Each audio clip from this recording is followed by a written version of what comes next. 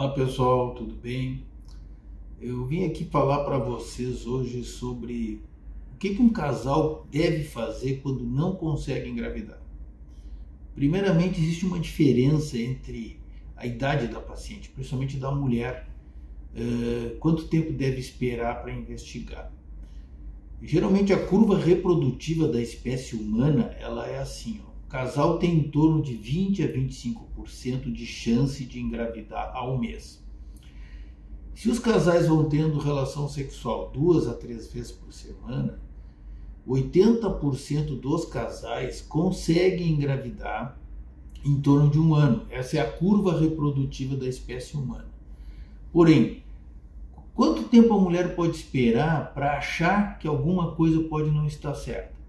Então, se a mulher tem acima de 35 anos, ela deve esperar no máximo até 6 meses. Se ela não conseguir engravidar, o casal deve fazer uma investigação. Agora, se a mulher é mais jovem, tem abaixo de 35, até pode se esperar até um ano, que seria normal em termos estatísticos de uma mulher levar para engravidar esse tempo de um ano. Tá? Meu nome é Paulo Fagundes, eu sou ginecologista, especialista em reprodução assistida. Trabalho no Rio Grande do Sul, na cidade de Lajeado e em Porto Alegre também. Trabalho com reprodução assistida, diagnóstico por imagem e ginecologia, principalmente na questão da endometriose. Faço fertilização, inseminação, congelamento de óvulos e sou professor da Universidade do Vale do Taquari, a Univates, professor de ginecologia. Aqui nessa cidade onde eu estou, a gente faz todo e qualquer tratamento na área da reprodução assistida. Se você tiver interesse, você me siga nas redes sociais, se inscreve no meu canal, ative o sininho, isso é muito importante para eu continuar trazendo conteúdos para você, ok? Visite também meu site, www.drpaulofagundes, ali você vai ter bastante informações detalhadas sobre o processo da reprodução. Voltando ao assunto então da investigação, de quando um casal precisa começar a investigar, quais os exames mais importantes inicialmente? Primeiro exame, a gente sempre pede o espermograma. Por quê? 40% das causas é por causa do homem. O homem pode ter alterações no seu sêmen, alterações na concentração, uma baixa quantidade, pode ter alterações na morfologia. O espermatozoide pode não ser normal, a maioria das anomalias são na cabeça do espermatozoide. E ele também pode ser um espermatozoide lento, ele pode ter uma baixa porcentagem da motilidade progressiva do espermatozoide. Então, um homem que tem sêmen normal, espermatozoide normal, ele tem que ter acima de 20 milhões por ml, ele tem que ter pelo menos acima de 32% de espermatozoides progressivos. O que é isso? Aquele espermatozoide que caminha para frente, com uma direção definida. Esses são os que funcionam. Existem os que têm a motilidade não progressiva, são os espermatozoides que ficam girando para tudo que é lado, mas não vão numa direção correta, eles não têm um foco.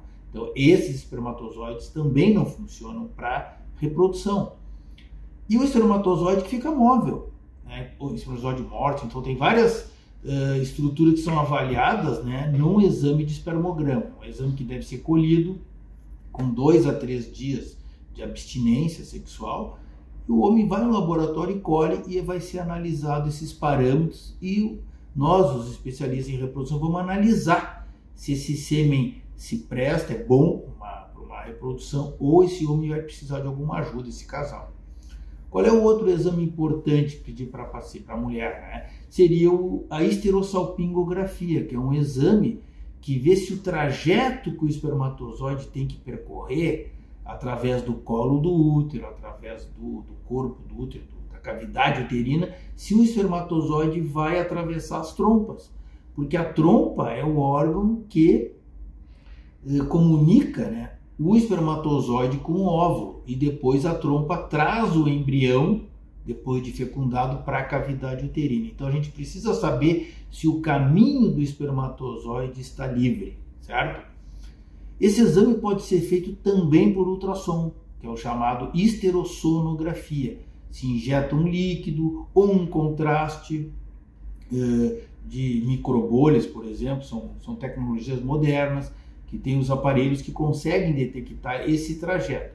Tradicionalmente, o exame, há muitos anos, é feito via raio-x com um contraste que gera uma imagem da cavidade da trompa. Então, esses dois métodos podem ser utilizados, certo? Esterossalpingo com raio-x, esterossalpingo com tomografia e a esterossonossalpingografia, que é feita com ecografia, certo? Em posse desses dois exames, a gente vai saber, bom, problema será que é com a mulher? Problema de trompa? Será que é problema com o homem? Isso é os dois fatores mais importantes para ser pedidos inicialmente.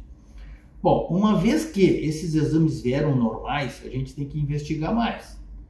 Então a gente vai partir também, já desde o início da primeira consulta, a gente vai ver o que essa paciente tem. Vamos ver a história dela. Vamos ver assim, bom, ela teve alguma infecção no passado, na trompa, no ovário, para pensar em doença inflamatória pélvica. Ela tem dores fortes quando menstrua, ela tem dor na relação sexual, tem algum histórico de endometriose na família, enfim. A endometriose, como todos sabem, é uma doença bem enigmática, assim, que leva à infertilidade muitas vezes. Né? Às vezes a paciente, o sintoma clássico é aquela mulher que tem cólicas muito fortes, dor na relação sexual. Mas às vezes o único sintoma é não conseguir engravidar. Então, essas mulheres que têm endometriose merecem uma investigação mais detalhada. Existe um exame chamado pesquisa de endometriose profunda com preparo intestinal. É uma ecografia onde a mulher faz uma dieta no dia anterior, usa laxantes para limpar o intestino e ela faz um enema, que é um flitinema, uma limpeza da porção final do intestino. E é feita uma ecografia transvaginal. Nesta ecografia, ela é uma ecografia transvaginal mais completa. A gente avalia se tem endometriose na bexiga, se tem endometriose atrás do útero, se tem endometriose nos ovários, mas o local mais frequente onde tem endometriose é atrás do útero e à esquerda. Então, esse exame é muito importante para aquelas pacientes que a gente suspeita que possam ter endometriose. E aí vai se fazer uma análise, um estadiamento dessa endometriose, qual é o grau que ela tem. Se a endometriose é muito extensa, uma endometriose moderada, uma endometriose leve, e daí partir para o tratamento. Muitas vezes é necessário um procedimento cirúrgico para retirar os focos dessa endometriose para esta paciente poder engravidar. Às vezes a endometriose pode afetar o ovário e ela pode causar endometriomas, que são cistos de sangue dentro do ovário, que prejudicam muito a reserva ovariana dessa mulher, certo? Então é uma coisa importante. Outro exame importante também que dá para pedir, para complementar esse da transvaginal com preparo intestinal, é a ressonância magnética. Na verdade, a ressonância e a ecografia para a pesquisa de endometriose, o mapeamento da endometriose, ele é feito geralmente junto com a ressonância também. Se pede a ressonância e se pede essa eco. E os exames se complementam para poder ter uma melhor avaliação. E depois disso vai se tentar o tratamento, ou tratamento com medicação, injetável, com comprimidos, ou até com cirurgia. E a partir daí, dependendo do grau, a paciente pode ter uma indicação de ter que fazer um procedimento de reprodução assistida, seja uma fertilização ou uma inseminação, ou congelamento de óvulos nesses casos. Outras causas de infertilidade bastante frequentes é quando a paciente tem uma doença inflamatória pélvica que ela vai obstruir a trompa dela, a trompa vai ficar obstruída. A endometriose também pode afetar a trompa. Nesse caso, a esterossalpingografia, né, ou até a videocirurgia, quando vai se fazer a cirurgia da endometriose, também se aproveita o momento para avaliar as trompas. Fora isso, o casal, por exemplo, fez a esterossalpingo, avaliou o sêmen, pesquisou endometriose. Quais outras causas importantes? As causas hormonais. Então, se a paciente, por exemplo, ela menstrua todos os meses, tá? É porque essa paciente, normalmente ela ovula todos os meses, não é uma 100% assim que ovula todos, mas se está ciclando normalmente, obviamente que é um sinal que o eixo hormonal dela está funcionando. Então é uma coisa muito importante. Agora, se a paciente tem, por exemplo, atrasos menstruais frequentes, né, fica 2, 3 meses sem menstruar, a gente tem que pensar em ovário policístico, que é uma doença que leva a mulher a ter uma falta de ovulação crônica, demora para ela ovular. Às vezes a mulher, por exemplo, que é normal, ela vai ovular 12 vezes ao ano. O ano tem 12 meses. A mulher menstrua uma vez por mês. Agora tem mulheres que não, que vão ovular 8 vezes ao ano, 6 vezes ao ano. E como que ela vai saber se ela tem ou não ovário policístico? Através do ultrassom. Ultrassom transvaginal, que é um exame muito importante.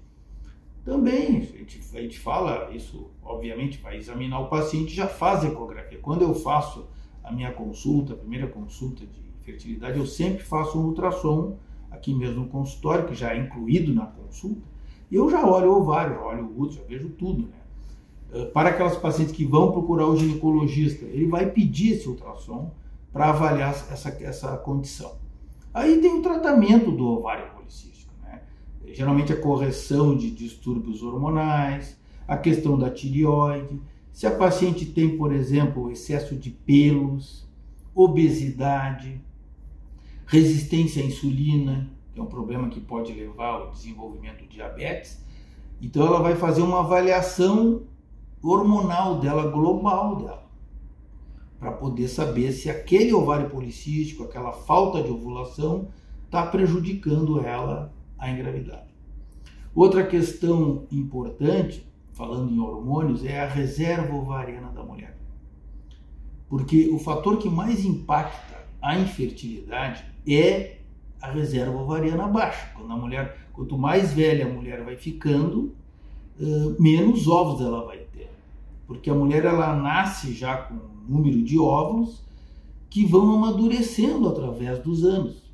Vão amadurecendo, ela vai, no caso, perdendo esses óvulos. Quando ela ovula, no caso, ela foi aquele óvulo e não é produzido um novo óvulo. Eles apenas vão amadurecendo ou vão sofrendo um processo de atresia, que é a morte do óvulo, né? Então a mulher vai perdendo o óvulo todos os meses. Diferentemente dos homens, porque o homem ele já nasce, né? Quando nasceu, ele vai começar a produzir espermatozoide a partir da puberdade, quando ele começa a ter os hormônios masculinos em ação. O testículo começa a produzir espermatozoide. E juntamente com isso também o hormônio testosterona, que seria a mulher quando começa a menstruar, ela começa a ovular. O homem, a partir da adolescência, ele começa a produção de progesterona, de testosterona e de espermatozoides. Então ele deixa de ser um menino e passa a ser um homem, no caso, né? E a mulher deixa de ser menina e passa a ser uma mulher. Os dois com capacidade de reproduzir. E esse homem, ele vai produzir a cada 75 dias novos espermatozoides.